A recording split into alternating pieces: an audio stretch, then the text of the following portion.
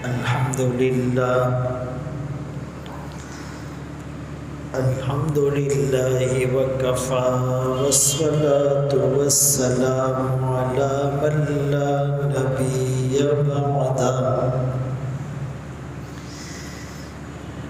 أما بعد فأعوذ بالله من الشيطان الرجيم بسم الله الرحمن الرحيم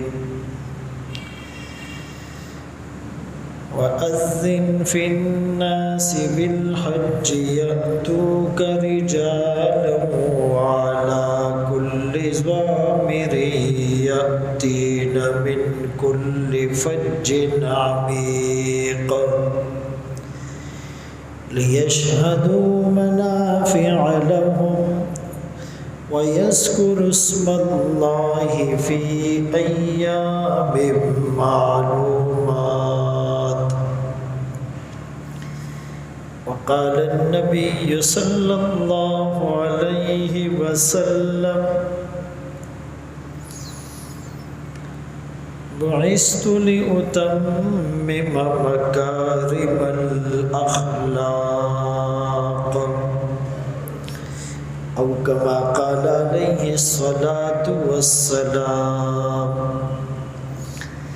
صدق الله مولانا العظيم وصدق رسوله النبي الأمي الهاشمي المدني الكريم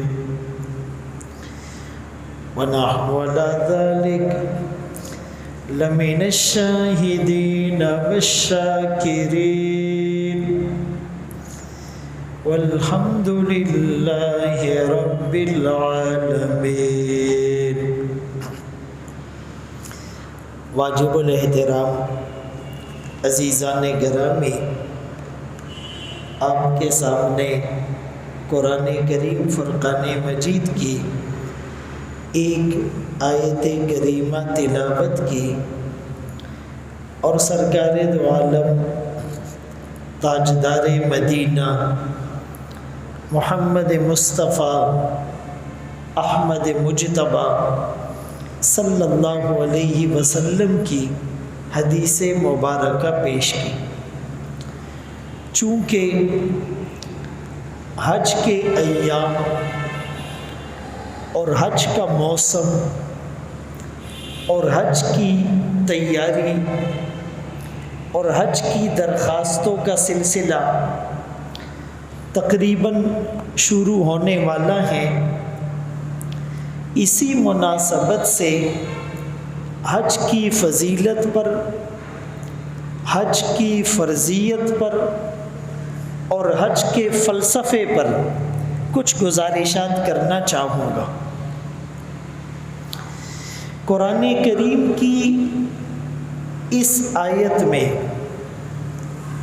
ابراہیم علیہ السلام کو جب انہوں نے اللہ کے حکم سے بیت اللہ کو تعمیر کیا، اسماعیل علیہ السلام کے ساتھ مل کر بیت اللہ کی تعمیر سے فارغ ہونے کے بعد اللہ نے حکم دیا کہ وَأَذِّن فِي النَّاسِ بِالْحَجِّ، اب لوگوں میں اعلان کر دیجئے، ندا کر دیجئے کہ وہ حج کے لیے آئے.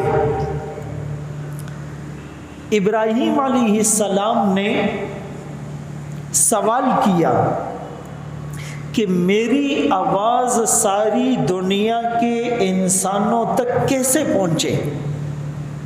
اس زمانے میں لاؤڈ اسپیکر، ساؤنڈ سسٹم، یہ ساری چیزیں موجود نہیں تھی، کمیونیکیشن کے آلات نہیں تھے، مواصلات کے ذرائع نہیں تھے، لوگ اتنے ایک دوسرے سے کنیکٹ نہیں تھے.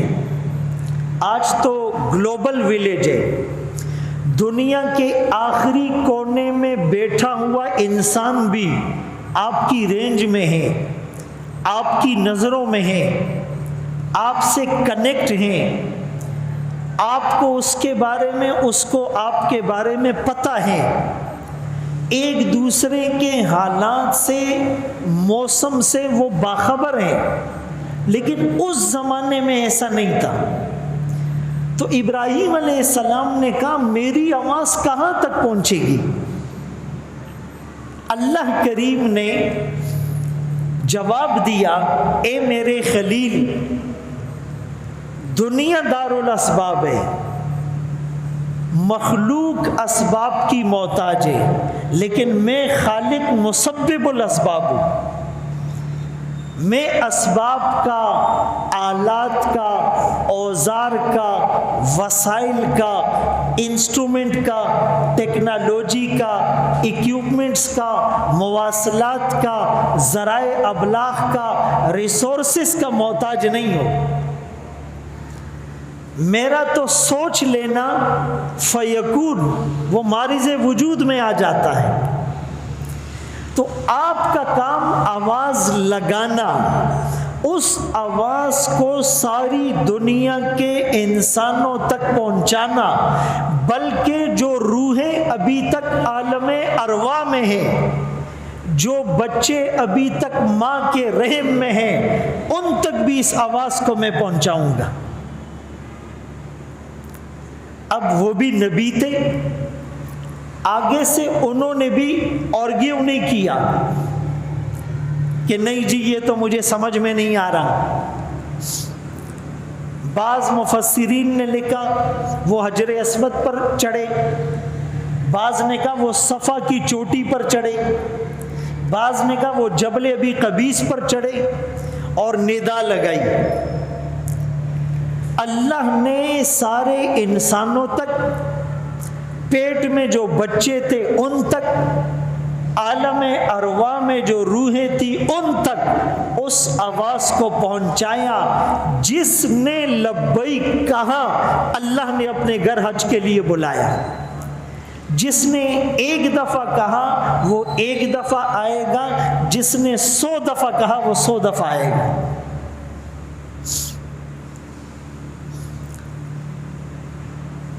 یہ جو آواز تھی بظاہر ابراہیم علیہ السلام کی تھی، لیکن حقیقت میں اللہ کی آواز تھی. اللہ نے یہ آواز بھی تو دی، الست بربکم، کیا میں تمہارا رب نہیں؟ سب نے کہا بلا، کیوں نہیں، آپ ہی ہمارے رب ہیں. تو ایک آواز عالم ارواح میں لگی الست بربکم، اور دوسری آواز حج کے لیے ابراہیم علیہ السلام نے لگائی. لوگ اس آواز کو سننے کے بعد پیدل، بعض نے رجال پیدل سے ترجمہ کیا، بعض نے مردوں سے کیا. عموماً حج کے لیے مرد زیادہ جاتے ہیں، ضمن میں عورتیں بھی آ گئی. یا یہ اشارہ بھی ہے کہ مرد پیدل جا سکتا ہے، عورت والا کل ضامر، وہ سواریوں پر سوار ہو کر جائے گی، کمزور ہے. اسی لیے کہا کہ عورتوں کا اور کمزوروں کا اور بوڑھوں کا جہاد حج ہے. اور بعض مفسرین نے اس سے استدلال کیا کہ پیدل حج کرنا افضل ہے، قرآن نے رجالن پہلے کہا. اور بعض نے کہا کہ رسول اللہ صلی اللہ علیہ وسلم نے سوار ہو کر حج کیا، اسی لیے سواری پر حج افضل ہے. لیکن بہرحال لوگ حج کے لیے آئیں گے، کوئی پیدل، کوئی سواریوں پر، کوئی قریب سے، عمیق کوئی دور سے. تو یہ جو حج ہے، اس حج کی اگر ہم حکمت کو سمجھیں تو دو چیزیں اور دو زاویے سامنے آتے ہیں. ایک تو حج ہے عشق و مستی کا سفر، اور دوسرا ہے حج موت ما قبل الموت، مرنے سے پہلے مرنے کا سفر. اگر عشق و مستی کا سفر ہو، آدمی کسی سے محبت کرتا ہے تو اس کو رام کرنے کے لیے اس کو جال میں پھنسانے کے لیے پہلے زبان سے اس کی تعریفیں اور قصیدے پڑھتا ہے، کیا حسن ہے، کیا آنکھیں ہیں، کیا اسٹائل ہے، کیا ادا ہے، کیا طرز ہیں۔ تو انسان اللہ کو خوش کرنے کے لیے زبان سے کلمہ پڑھتا ہے، لا الہ الا اللہ، سبحان اللہ، الحمدللہ، اللہ اکبر، سبحان اللہ و بحمدی، سبحان اللہ العظیم، سبحان اللہ و بحمدی، عدد خلقی و رضا نفسی و زنت عرشی و مداد کلماتی۔ پھر اگر محبوب زبانی باتوں سے راضی نہیں ہوتا تو آدمی اس کے سامنے ہاتھ جوڑتا ہے، سر جھکاتا ہے، گردن نیچی کرتا ہے، سرنڈر ہو جاتا ہے، سر تسلیم خم کرتا ہے۔ یہاں بھی اللہ کو مزید راضی کرنے کے لیے نماز کا فلسفہ ہے، ہاتھ باندھ لیے، نظریں جھکا لی، عاجزی کی تصویر بن گیا، رکوع میں جھک گیا، بات نہیں بنی سجدے میں جھک گیا، ناک کو، پیشانی کو، ان مقدس اعضاء کو اللہ کے سامنے زمین پر ٹکا دیا، آنسو بہا دیے، تو اب اللہ راضی ہو جائیں گے۔ اگر محبوب اس سے بھی نہیں مانتا تو پھر لوگ اس کو منانے کے لیے پیسہ خرچ کرتے ہیں۔ زکوٰۃ کا کانسیپٹ یہ ہے کہ اب اللہ کی رضا کے لیے زکوٰۃ دی، صدقہ دیا، خیرات دی، مسجد بنائی، مدرسہ بنایا، ہاسپٹل بنایا، کنواں کھدوایا، راشن دیا، بھوکوں کو کھانا، پیاسوں کو پانی، بے لباس کو لباس، بے گھر کو گھر، لوگوں کی ضرورتوں کو پورا کیا، مقصد اللہ راضی ہو جائے۔ اگر اس سے بھی بات نہیں بنتی تو چوتھے سٹیج میں جو عاشق ہوتا ہے وہ کھانا پینا چھوڑ دیتا ہے، دل اس کا بند ہو جاتا ہے، اندر کا روگ اس کو کچھ کھانے پینے نہیں دیتا، اس کو پتہ ہی نہیں ہوتا کسی چیز کا۔ یہ فلسفہ روزے میں ہے، اللہ تو راضی ہو جا، ہم بھوک برداشت کر لیں گے، ہم پیاس برداشت کر لیں گے، ہم جائز خواہشات سے بھی اپنے آپ کو روک لیں گے، آپ راضی ہو جائیں۔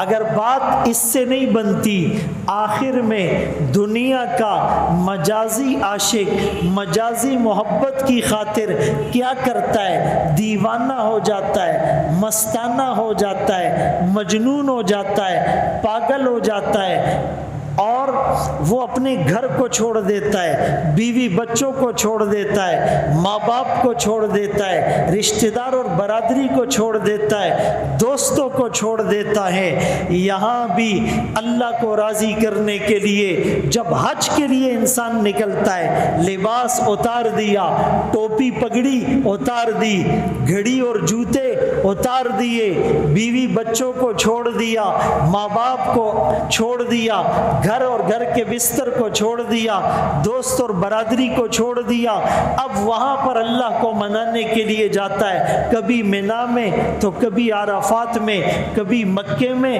تو کبھی مدینے میں، احرام کفن نما چادریں پہن کر، کھانا ملا تو بھی ٹھیک، نہیں ملا تو بھی ٹھیک، اور کبھی فٹ پاتھ پر سوتا ہے اور دھوپ کو برداشت کرتا ہے۔ یہ کلندرانہ، یہ عاشقانہ، یہ ہمدردانہ، یہ محسنانہ، یہ والہانہ، یہ محبانہ، یہ مخلصانہ، یہ عاجزانہ، یہ دردمندانہ، اس محبت کے ساتھ، یعنی جو آخری سٹیج ہوتا ہے، جو ڈسینڈنگ پوائنٹ ہوتا ہے، جو بالکل پیک پر آدمی جاتا ہے اللہ کو منانے کے لیے، وہ عبادت حج کی عبادت ہے۔ تو یہ تو ہیں اگر آپ حج کو عشق و مستی کا سفر کہیں۔ عشق اور مستی میں آدمی ساری باؤنڈریز پار کر جاتا ہے، ساری حدیں کراس کر جاتا ہے، ساری لیمٹس کو ختم کر دیتا ہے، کوئی رکاوٹ پھر سامنے نہیں آتی۔ اور آوازوں کی بات ہے، ابراہیم علیہ السلام نے آواز لگائی، لوحوں نے، روحوں نے، ماں کے پیٹ میں، عالم ارواح میں، گاؤں میں، قریے میں، بستی میں، شہر میں، جنگل میں، چھوٹے نے، بڑے نے، مرد نے، عورت نے، اس وقت جو لبیک کہا تھا، اس لبیک کو آج پریکٹس میں لانے کے لیے جب حاجی وہاں جاتا ہے تو کیا کہتا ہے؟ لبیک اللہم لبیک لبیک لا شریک لک لبیک ان الحمد والنعمت لک والملک لا شریک لک۔ لاکھوں انسان، مرد بھی، عورتیں بھی، بچے بھی، بوڑھے بھی، جوان بھی، عالم بھی، مفتی بھی، مجاہد بھی، مبلغ بھی، نمازی بھی، ڈاکٹر بھی، انجینئر بھی، بادشاہ بھی، وزیر بھی، مشیر بھی، فقیر بھی، سب جب یہ نعرہ مستانہ لگاتے ہیں اور یہ تلبیہ، یہ آواز اوپر جاتی ہے، اللہ عذاب کو ٹال دیتے ہیں اور اللہ فرشتوں کو کہتے ہیں دیکھو یہی وہ میرے بندے ہیں جن کی خلقت پر آپ نے اعتراض کیا تھا۔ تو اس فلسفے کے ساتھ ہم حج کو کریں، ہم عمرے پر جائیں، زندگی تبدیل ہو جائے۔ لوگوں نے 8-10 حج کیے، ان کو پتہ ہی نہیں ہے حج کیا ہے، فلسفہ کیا ہے، احکام کیا ہے، مقصد کیا ہے، ملا کیا، لیا کیا، کچھ پتہ نہیں۔ اللہ اکبر کے بھی۔ تو یہ تو عشق و مستی کا سفر ہو گیا۔ اور دوسرا جو میں نے پیراڈائم اور زاویہ بتایا کہ مرنے سے پہلے مر جانا، بھئی مرنا تو سب نے ہے، جب مریں گے تو کیا ہوگا؟ بستر چھوڑنا پڑے گا، گھر چھوڑنا پڑے گا، بیوی بچوں کو چھوڑنا پڑے گا، ماں باپ کو چھوڑنا پڑے گا، رشتہ داروں کو چھوڑنا پڑے گا، ڈیوٹی کو چھوڑنا پڑے گا۔ حج میں بھی تو یہی ہو رہا ہے۔ پھر مرنے کے بعد کفن پہنایا جائے گا یا احرام پہنایا جا رہا ہے؟ مرنے کے بعد گھڑی اتر گئی، جوتے اتر گئے، پگڑی اتر گئی۔ حج میں بھی تو یہی ہو رہا ہے۔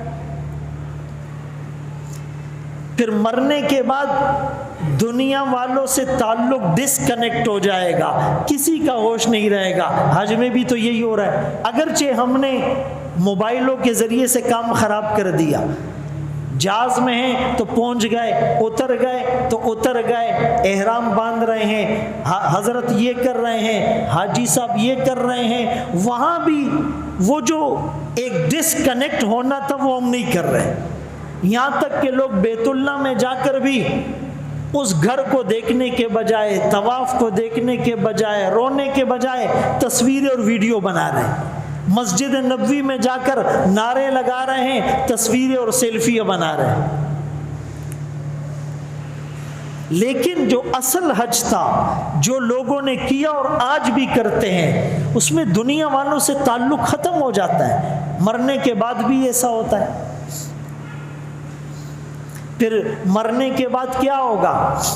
میدان محشر ہوگا۔ یہاں بھی عرفات میں کیا ہوتا ہے؟ میدان محشر ہوتا ہے۔ پھر مرنے کے بعد کیا ہوتا ہے؟ محشر میں آقا کے قدموں میں جائیں گے تو بات بنے گی۔ حج میں کیا ہوتا ہے؟ حج سے فارغ ہونے کے بعد روضہ رسول پر آقا کے قدموں میں جائیں گے تو بات بنے گی۔ تیری معراج کہ تو لوح و قلم تک پہنچا، میری معراج کہ میں تیرے قدم تک پہنچا۔ تو مرنے کے بعد جو ہوگا، مرنے سے پہلے اس کی پریکٹس ہو رہی ہے۔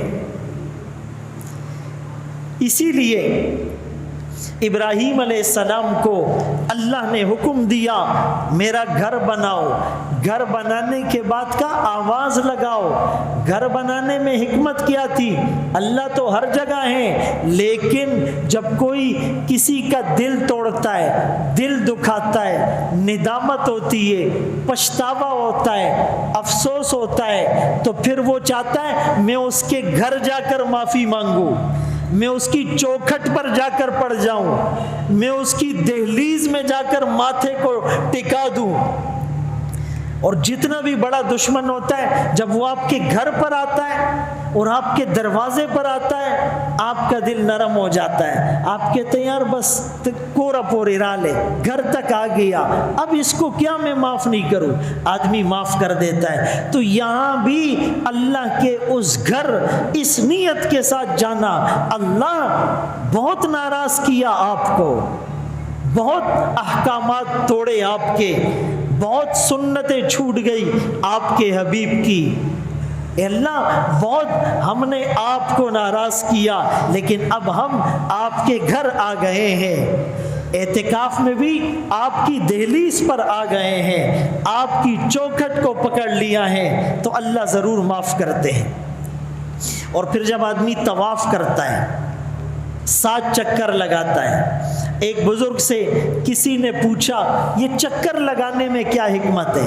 انہوں نے اپنے انداز سے کہا تم واشنگ مشین میں کپڑے دھوتے ہو، وہ گھومتی ہے، وہ چکر لگاتی ہے، جتنے چکر لگتے ہیں میل صاف ہوتا ہے، کپڑا پاک ہوتا ہے، اللہ کے گھر کا چکر لگاؤ، دل کا میل صاف ہوگا، دل کا میل ختم ہوگا، دل کی حسرتیں اور کدورتیں ختم ہوگی۔ جیسے قبر میں جب گناہگار آدمی جاتا ہے، کیڑے ہیں، مکوڑے ہیں، حشرات الارض ہیں، سانپ ہیں، بچھو ہیں، اژدہا ہیں، پتھر ہیں، کوٹری ہیں، تاریکی ہیں، اندھیرا ہے، یہ دل بھی قبر ہیں، ہمارے اس دل میں بھی حسد ہے، کینہ ہے، بغض ہے، چغلی ہے، غیبت ہے، زنا ہے، بدنظری ہے، گناہ ہے۔ جب یہ چکر لگائیں گے تو یہ اندر کی کدورتیں ختم ہو جائے گی، یہ کانسیپٹ ہے۔ پھر حجر اسود کا بوسہ لیتے، وہ گناہ کھینچ لیتا ہے اور وہ ہمیں پاک کر دیتا ہے، وہ جنت سے آیا ہوا پتھر ہے، جنت سے نسبت ہو جاتی ہے۔ پھر ملتزم سے سینہ چمٹاتے ہیں، مقناطیس کی طرح روحانیت ٹرانسفر ہوتی ہے۔ پھر رکن یمانی کو ہاتھ لگاتے ہیں، برکت آتی ہے۔ پھر حتیم میں جاتے ہیں، اللہ کے گھر میں گویا کے اندر جانے کی توفیق مل گئی۔ بیت اللہ کا دروازہ ہر ایک کے لیے نہیں کھلتا، لیکن خوشخبری ہے میرے اور آپ کے لیے، جو حتیم میں گیا وہ گویا بیت اللہ میں چلا گیا، یہ بھی بیت اللہ ہے۔ تعمیر کے وقت جب حلال چندہ ان کے پاس ختم ہو گیا تو اس کو رہنے دیا، اس کو بعد میں شامل کریں گے۔ بعد میں آقا نے کہا میرا جی تو چاہتا ہے اس کو شامل کروں، لیکن لوگ کہیں گے یہ پہلے بیت اللہ میں نہیں تھا اب ہو گیا، لوگوں کو ہسٹری کا پتہ نہیں، لوگ کنفیوژن کا شکار ہو جائیں گے، اس لیے رہنے دیا۔ اس میں حکمت یہ تھی، آج غریب آدمی حتیم میں جاتا ہے گویا اللہ کے گھر میں چلا گیا۔ پھر مقام ابراہیم، پھر زمزم کا پانی پیتا ہے، اندر صفائی ہو جاتی ہے، صفا مروہ کی سعی اور چکر لگاتا ہے، قربانی کرتا ہے، میدان عرفات میں جاتا ہے، جبل رحمت پہ جاتا ہے، مشعر حرام پہ جاتا ہے، مزدلفہ جاتا ہے، شیطان کو کنکر مارتا ہے، بال صاف کرتا ہے۔ تو یہ سارا ایک پروسیس ہے کہ انسان جس کا حج قبول ہو جائے وہ گناہوں سے ایسے پاک ہوتا ہے جس دن ماں کے پیٹ سے باہر آیا تھا، گناہوں سے پاک تھا، اللہ ایسے گناہوں سے پاک کر دیتے۔ اسی لیے اپنا علاج کروایا جائے۔ بھائی ایک آدمی بیمار ہو گیا، فوراً ڈاکٹر کے پاس جاتا ہے، انجیکشن لگتا ہے، کسی کو ٹیبلٹ ملتی ہے، کسی کو سیرپ ملتا ہے، ٹھیک ہو جاتا ہے۔ لیکن ایک آدمی تھوڑا بیمار ہو، علاج نہیں کرتا، زیادہ بیمار ہو جائے گا، پھر بھی علاج نہیں کرتا، کریٹیکل کنڈیشن سیریس ہو جائے گا، پھر اس کو ایمرجنسی میں لے جائیں گے، پھر اس کو ایمرجنسی میں چیر پھاڑ کرنی ہوگی، ڈرپ لگانی ہوگی، سیزر کرنا ہوگا، کاٹ پیٹ کرنی ہوگی۔ تو اگر ہم پہلے سے اپنا علاج ٹائم ٹو ٹائم کرائیں گے تو قبر میں چیر پھاڑ نہیں ہوگی، ایمرجنسی ڈرپیں نہیں لگے گی۔ اسی لیے مسجد میں، مدرسے میں، تبلیغ میں، خانقاہ میں، نماز سے، روزے سے، زکوٰۃ سے، حج سے، اعتکاف سے اپنا تھوڑا تھوڑا علاج کراتے رہیں۔ اللہ اکبر کبیرہ۔ تو میرے محترم دوستو، میں عرض کر رہا تھا کہ حج کا فلسفہ، اور پھر جس کا پیکج جتنا اچھا ہوگا وہاں سہولت زیادہ ہوگی۔ اسی طرح ہمارے اعمال جتنے اچھے ہوں گے قبر میں سہولت زیادہ ہوگی، حشر میں سہولت زیادہ ہوگی۔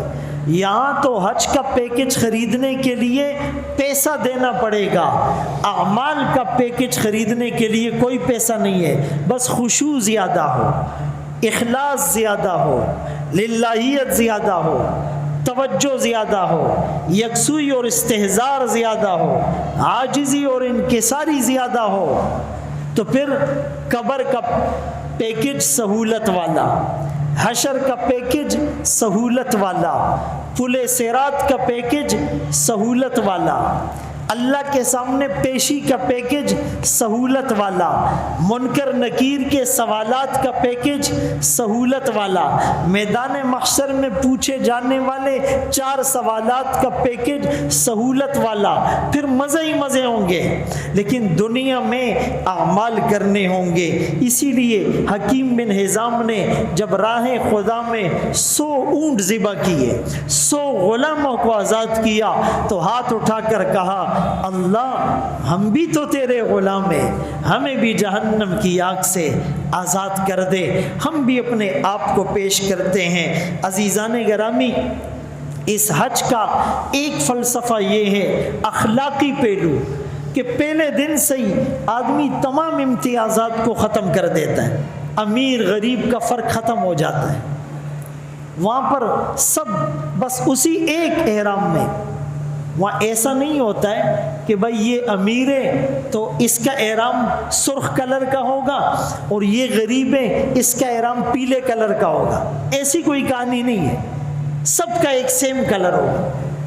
کفن میں مرنے کے بعد ایسا نہیں ہوتا کہ جی یہ تو بیوروکریٹس تھے تو ان کا جو ہے وہ کفن کوئی دوسرے کلر کا ہو، اس کو پراپر ڈریس سلوا کے دیا جائے اور اس کو کوئی عام نہیں۔ جس طرح کفن میں کوئی امتیاز باقی نہ رہا، اسی طرح حج کے احرام میں بھی کوئی امتیاز باقی نہ رہا۔ یہ اخلاقی پہلو۔ اور سیاسی پہلو یہ کہ پوری دنیا کے مسلمان ایک دوسرے سے کہاں ملاقات کریں گے؟ ساری دنیا کے مسلمان پاکستان نہیں آ سکتے، پاکستان کے مسلمان ساری دنیا کے مسلمانوں سے نہیں مل سکتے۔ حج میں پوری دنیا کے اسلامی ممالک کے لوگ آتے ہیں، ایک دوسرے سے ملتے ہیں، ایک دوسرے کو دیکھتے ہیں، تعارف ہوتا ہے، ایک دوسرے کا کلچر دیکھتے ہیں، ثقافت دیکھتے ہیں، عمامہ دیکھتے ہیں، لباس دیکھتے ہیں، مساوات قائم ہے، اور پوری دنیا کے کفر پر روب طاری ہوتا ہے۔ ارے یہ 30-40 لاکھ مسلمان احرام میں، کوئی کالا ہے، کوئی سفید ہے، کوئی افریقہ کا ہے، کوئی امریکہ کا ہے، کوئی پاکستان کا ہے، کوئی افغانستان کا ہے، کوئی بنگلہ دیش کا ہے، کوئی انڈیا کا ہے، کوئی عرب ممالک کا ہے، کوئی لمبا ہے، کوئی چھوٹا ہے، کوئی درمیانہ ہے، کسی کی داڑھی ہے، کسی کے بال بڑے ہیں، یہ سارا منظر، لیکن ایک ساتھ کھڑے ہوئے، کوئی جھگڑا نہیں ہو رہا، کوئی لڑائی نہیں ہو رہی، ایک دوسرے کے ساتھ محبت کر رہے ہیں، دنیا پر رعب طاری ہوتا ہے۔ اسی لیے رسول اللہ صلی اللہ علیہ وسلم کے زمانے میں اور بعد میں صحابہ اور تابعین کے زمانے میں پوری دنیا میں اسلام پھیلانے کے لیے جو مشورے ہوتے تھے، جو کمیونیکیشن ہوتی تھی، جو تشکیلیں ہوتی تھی، وہ حج کے سیزن میں ہوتی تھی۔ تو اس فلسفے کو بھی، یعنی یہ سیاسی پہلو ہے اور اقتصادی پہلو بھی ہے، معاشی طور پر بھی مسلمان کو فائدہ ہوتا ہے۔ بھائی سعودیہ والوں کو کتنا فائدہ ہوتا ہے، اور جو بھی حج کے لیے جاتا ہے احرام سے پہلے یا احرام اترنے کے بعد وہ شاپنگ کرے، وہ خریداری کرے، جائز ضرورتیں خریدے، لِتَبْتَغُوا فَضْلًا مِّن رَبِّكُمْ لِيَشْهَدُوا مَنَافِعَ لَهُمْ، بہت سی چیزیں اس کے سامنے آئے گی۔ تو یہ ساری حکمتیں اللہ نے اس حج میں رکھی ہیں، تو وہ مسلمان جن کے پاس اتنا مال ہو کہ وہ حج کر سکیں اور جا بھی سکیں، آ بھی سکیں، اور اس دوران گھر والوں کے لیے خرچہ چھوڑ دے، ان پر زندگی میں ایک بار حج کرنا فرض ہے۔ وَلِلَّهِ عَلَى النَّاسِ حِجُّ الْبَيْتِ مَنِ اسْتَطَاعَ إِلَيْهِ سَبِيلًا، اگر کوئی اس کے باوجود بھی حج نہیں کرے، پیسہ ہے، دشمن کا خوف بھی نہیں ہے، راستہ بھی پرامن ہے، گھر والوں کے لیے خرچہ بھی ہے، صحت بھی ہے، پھر بھی سستی کی وجہ سے حج نہیں کر سکا اور نہیں کرتا، فرمایا کہ پھر آقا کو کوئی پرواہ نہیں، وہ یہودی ہو کر مرے، عیسائی ہو کر مرے۔ اب بتائیں کتنے لوگوں نے سستی میں اب تک حج نہیں کیا، کہتے جی حج مہنگا ہو گیا۔ 4 سال پہلے اگر سستا تھا اور آپ کے پاس اتنے پیسے تھے اور آپ نے نہیں کیا تو ابھی آپ پہ فرض ہے، ابھی پیسے کہیں سے نکالو یا اگلے سال کے لیے ارادہ کرو، ہاں اگر یہ گارنٹی ہو کہ اگلے سال تک زندہ رہوں گا۔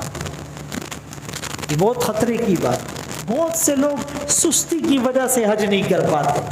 اسی لیے ان دنوں میں درخواستوں کا سلسلہ شروع تقریباً ہونے والا ہے، پرائیویٹ بھی ہیں، گورنمنٹ بھی ہیں، اور فرمایا جو حج اور عمرے کرے گا اللہ اس کا فقر ختم کر دے گا۔ بظاہر تو لگتا ہے غریب ہو جائے گا، اللہ فرماتے نہیں، اس کی غربت ختم ہوگی، مال میں برکت آئے گی، اللہ اور دے گا۔ لیکن حج جانے سے پہلے اس کے مسائل کا سیکھنا، اس کے احکامات کا سیکھنا، اس کے آداب کا سیکھنا، اس کے فلسفے کو سمجھنا، اس کے تربیتی سیشن لینا، اس کی کلاسیں لینا، علماء سے اس بات کو سمجھنا، اور ایک جذبے کے ساتھ، ایک عزم کے ساتھ، ایک ولولے کے ساتھ، ایک لگن کے ساتھ، ایک فکر اور کڑن کے ساتھ، ایک درد کے ساتھ آپ جب ارادہ کریں گے اللہ پاک اسباب مہیا کرے گا، وسائل مہیا کرے گا۔ گناہوں سے ایسے آدمی پاک ہوگا جیسے لوہے کو آگ کی بھٹی سے نکالا جاتا ہے، کچرا اور زنگ سارا ختم ہو جاتا ہے، ایسے آدمی پاک ہو جائے گا، روحانی اور نورانی ہو جائے گا۔ تو میرے محترم دوستو، یہ جو حج کا فلسفہ ہے، اس حج کے فلسفے کو سمجھنے کی کوشش کیجئے۔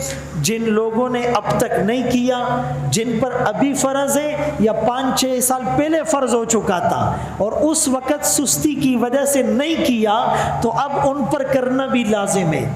کچھ لوگ 10 دفعہ موقع ملتا ہے وہ نہیں کرتے، بعد میں غریب ہو جاتے، کہتے ہم پہ تو حج فرض نہیں ہے۔ اس مسئلے کو سمجھ لیں، وہ چانس تو آپ نے مس کر دیا تھا۔